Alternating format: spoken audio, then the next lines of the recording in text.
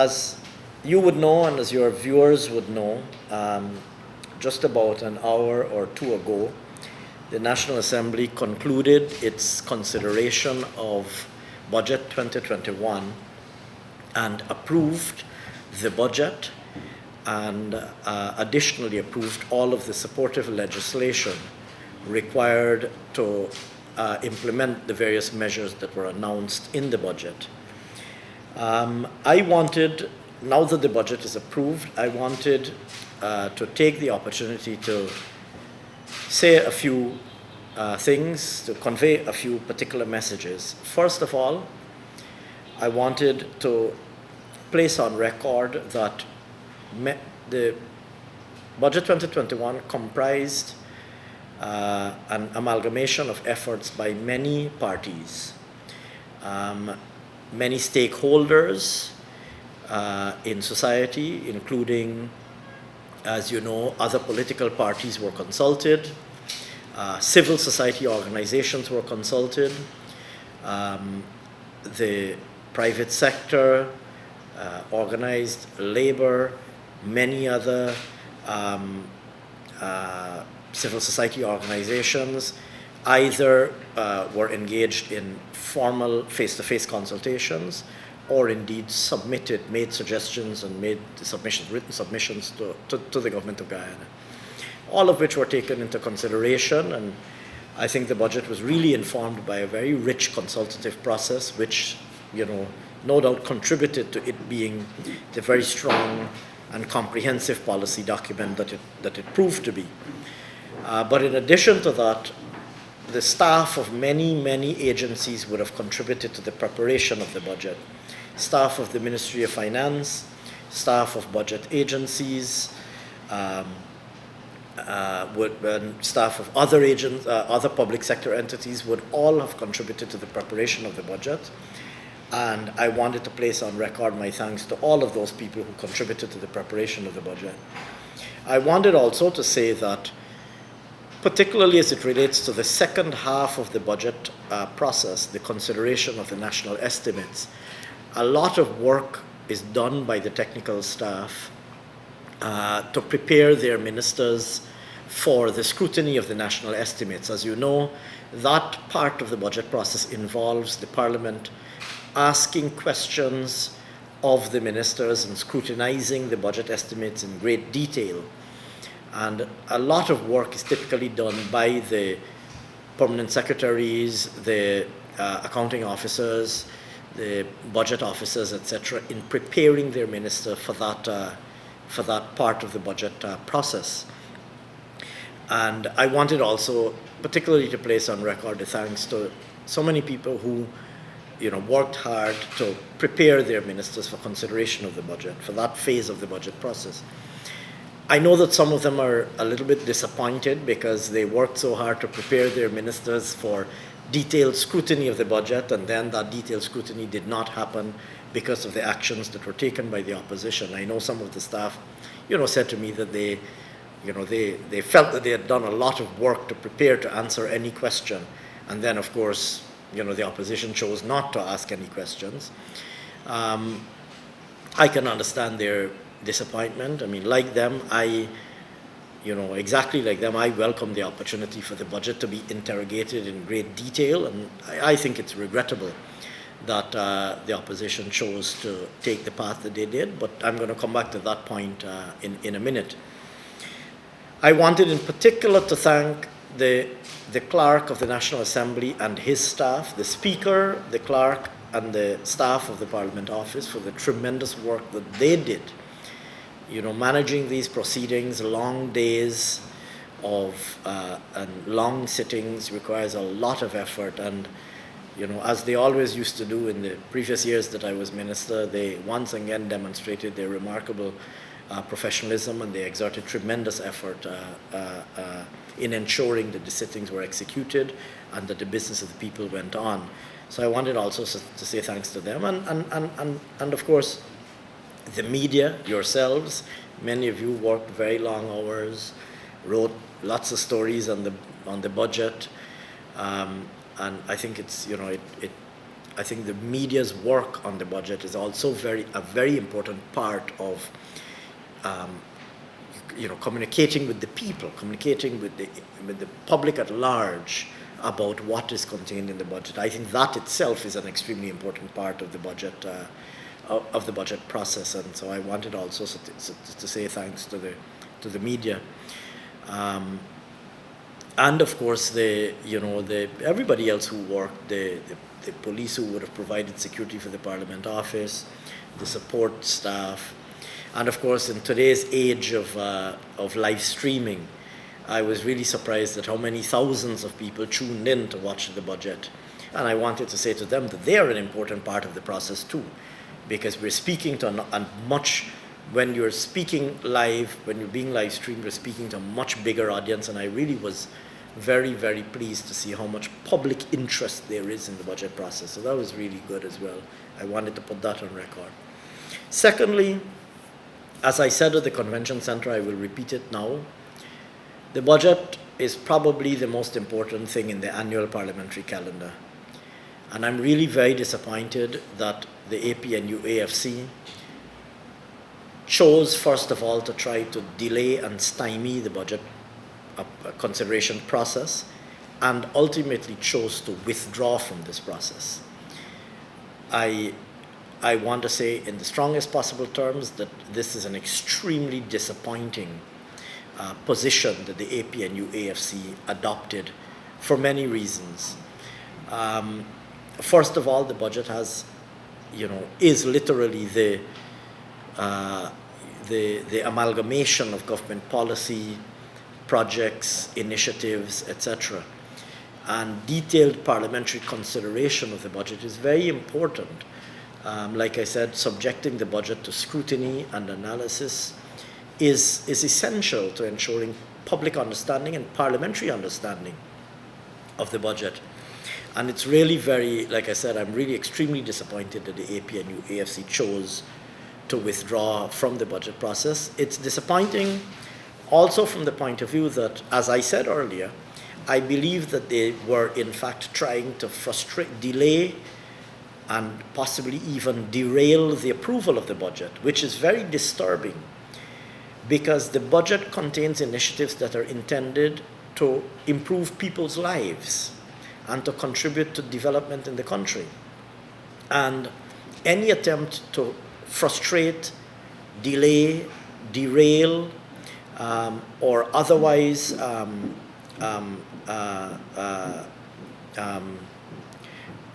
what's the right word? Frustrate, delay, abort the approval of the budget. Any attempt to do so really is an attempt to frustrate development and an attempt to frustrate the implementation of the initiatives that are contained in the budget. There are investments that are contained in the budget, public investment projects, roads, schools, investment in medical centers, investment in government services. All of these things are intended not only to deliver services to people, not only to deliver quality of life, but also to generate economic activity, to create jobs, to generate incomes. And to the extent that the APNU AFC sought to delay the approval of the budget, they were seeking, therefore, to delay the delivery of benefit to the people of Guyana. And I think that is extremely disappointing, and I want to place on record, as I did earlier today, my disappointment that they adopted this stance. Thirdly, and related to the second point, look, there's a lot that is extremely positive about Budget 2021. It has a number of very important initiatives, not just the direct measures, but the budget is all about literally investing in every sector, investing in physical infrastructure, roads, bridges, airstrips, delivery of health through the public healthcare system, delivery of quality education services, in the increases that we mentioned to various direct benefits, the increase in old age pension, increase in public assistance, the various tax measures that we had announced.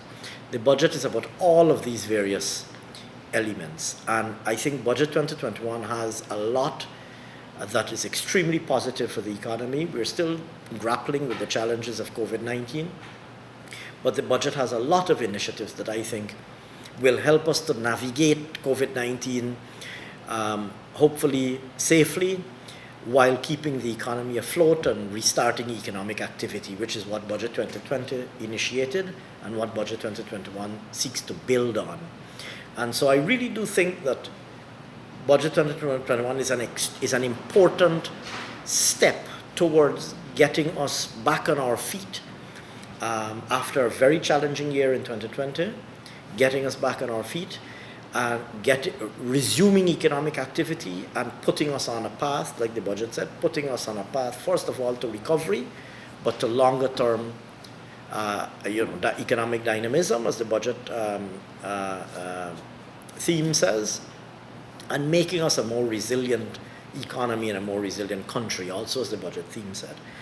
So, having registered my disappointment that the APNU AFC chose to withdraw themselves from the process, I must also register my satisfaction that the budget was approved and that we can now proceed to implementation. Which brings me now to, I guess, my fourth and perhaps final major point, and that is that now that the budget is approved, our priority in government is to ensure that all of the various initiatives and projects that are proposed in the budget, that the various ministries and agencies proceed to implement those in the most timely manner possible. And so my message to the budget agencies, the various ministries and other agencies, would be that it is now time for us to proceed with implementation as swiftly as possible and as effectively as possible. And that would be, perhaps coming out of the budget process. I guess looking ahead now, I would want to urge all of the budget agencies to move swiftly now to start implementing the various initiatives and projects that are contained in the budget. In a sense, as we close the chapter on budget preparation and budget approval, we open a new chapter, which is budget implementation. And in that regard, one could quite safely say that the work really now begins. The work of implementing Budget 2021 and ensuring that the objectives of Budget 2021 are fully realized, that work really now begins, starting from today. And that would be the message that I would want to get out there to the budget agencies and my colleagues in the cabinet and the staff of the various ministries. So I wanted really just to share those messages with you. I don't know if you would like to, I'm open to taking questions. Kristen? The opposition would have accused government of not giving to the public servants, whereas even though a number of tax relief measures would have been implemented. But they're also asking about public servants in terms of increasing salaries. There was no scrutiny. We wouldn't know what the nitty-gritties of what would have been offered by the sector. So that's why I think the You're absolutely correct. You're absolutely correct. The opposition, the APNU AFC, claimed to be so concerned about the allocations that were in there. But if they were genuine in their concern, then they would have stayed the course and scrutinized the estimates and asked the key questions at the appropriate agencies' consideration of the relevant agencies' budgets to address precisely those questions that you asked. So you're absolutely correct that in fact what has happened is the public has been denied an opportunity to get the benefit of detailed scrutiny of the estimates by the APNU AFC. So I'm glad that you asked that question. Those who would have heard my rebuttal speech on Monday would have heard me make a few points.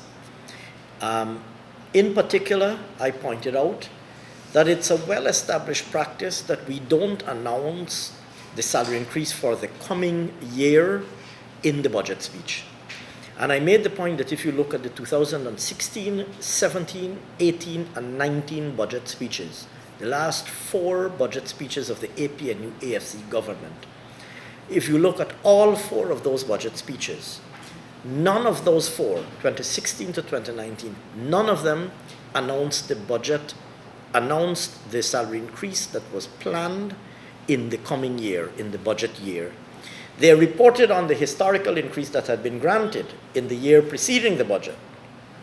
So if it's the 2019 budget, they had reported what was the salary increase that had been granted in 2018, but they didn't indicate what was the salary increase that was planned for 2019.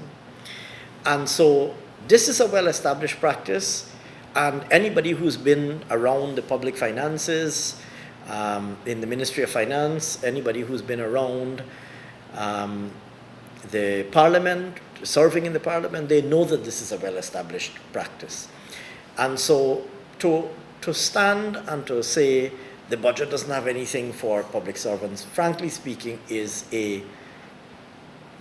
if that, coming from anybody who is familiar with the way that the budgets are prepared, that we prepare budgets in Guyana, and not just PPPC governments, even APNU governments, anybody who's familiar with this process would know that we don't typically announce the salary increase for the coming year. And to do so really is, I think, mischievous. To make the accusation that there's nothing in the budget for public servants is nothing short of mischievous. What it tells me is that any such person who makes that accusation really couldn't find anything credible to criticize the budget for, so they latched on to something which is so easy to, they latched on to a manufactured criticism of the budget, and a manufactured criticism that has absolutely no basis in fact.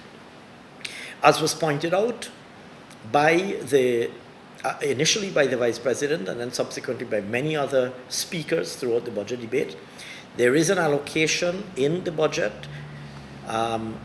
within the Ministry of Finance budget, in fact, which is where it always is, called Other Employment Costs, which provides in excess of 10 billion Guyana dollars, out of which is paid a variety of employment costs, expenditure related to employment costs, including salary adjustments, employment cost shortfalls that might arise in agencies, the cost of new recruits in agencies, and of course the cost of salary increase. And that allocation is there in the 2021 budget. There is such an allocation, and it is there. It's easy.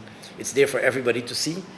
And had the APNU AFC been interested in participating in this process to the end, they would have been welcome to ask questions on that allocation. So I can say definitively that there is an allocation in the budget to address public servants, salary increase to public servants in 2021. For now, that's my question on the budget. Very good, Chris. Yes, Navin. Can you remind us what is the expected annualized benefits that will accrue to Guyanese at large? Sure. So in terms of the budget measures, I had made the point that first of all, you had a series of measures that had been announced in the 2020 budget, but of course, as you know, the 2020 budget came in September. So you only had literally a 3-month effect of the measures announced in budget 2020. So you first of all have to annualize those to get the full year effect. And then secondly, you have the further measures that were announced in budget 2021. Taken together, the 2020 and the 2021 budget measures, we anticipate will place in the hands of businesses and households of Guyana an additional $50 billion. Now, if you consider what that means, the potential that has to stimulate and generate economic activity, if you consider what that means, and if you consider how that is going to multiply itself across the economy, you get a sense of how important it was to get the budget approved so that those benefits can accrue. And I've always made the point that it's a mistake, it would be a mistake to look at a measure only in terms of its direct impact. So you may have a measure, for example, let's say you may have a measure of paying the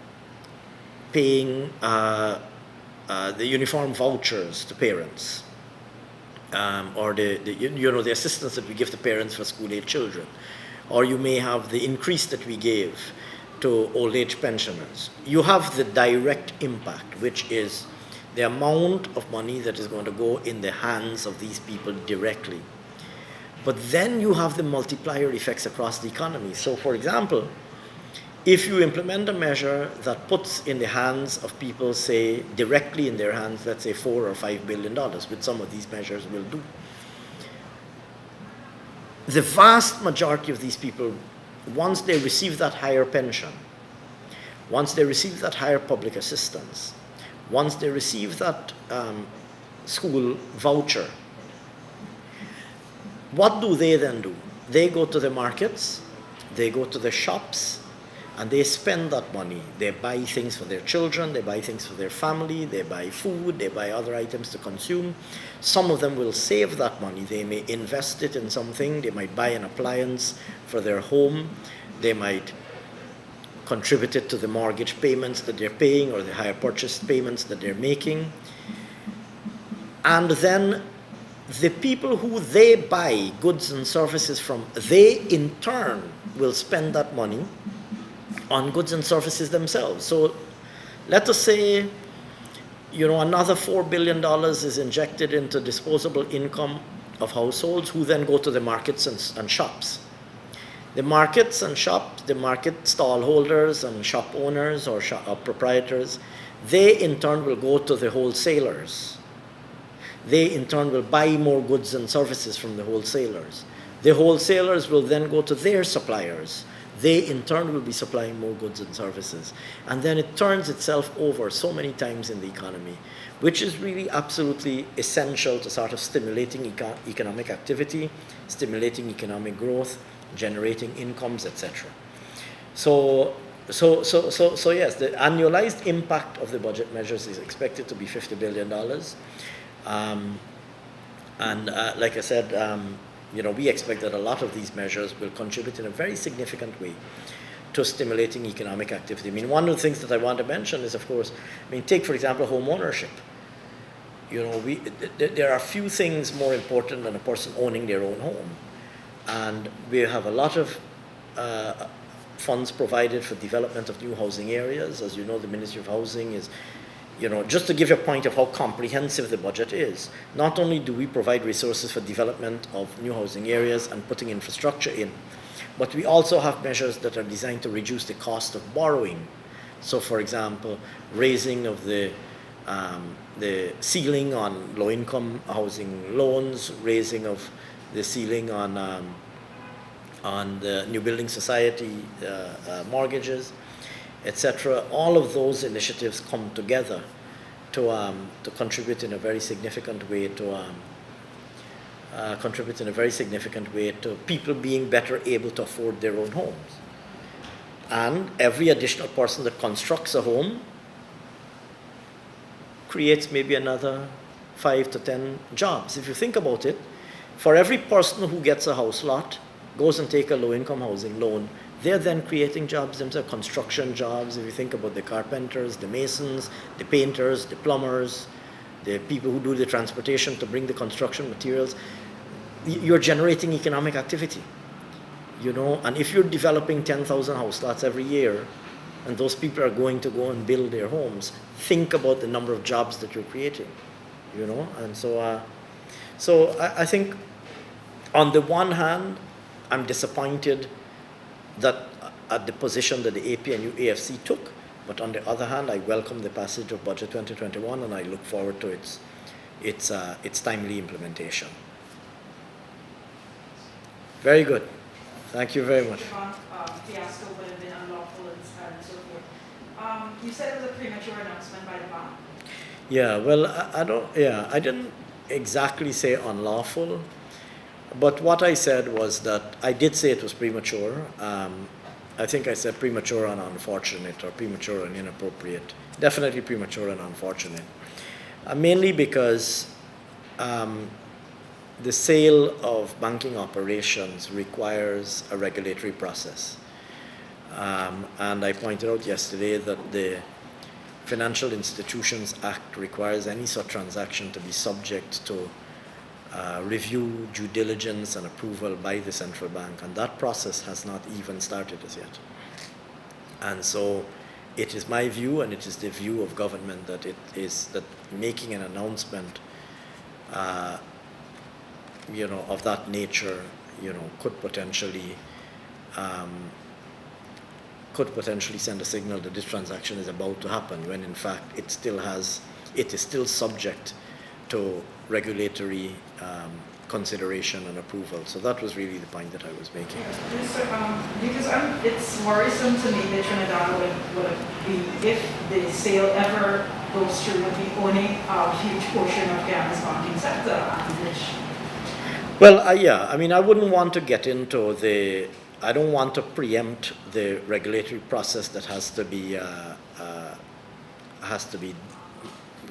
executed. So I wouldn't. I don't. At this stage, I wouldn't want to, comment necessarily on, the suitability of the transaction as such. There are a number of considerations that would be, taken on board in reviewing any application for sale of the bank's operations, and I don't want to preempt those considerations. My main concern was that an announcement was made before the regulatory process was conducted.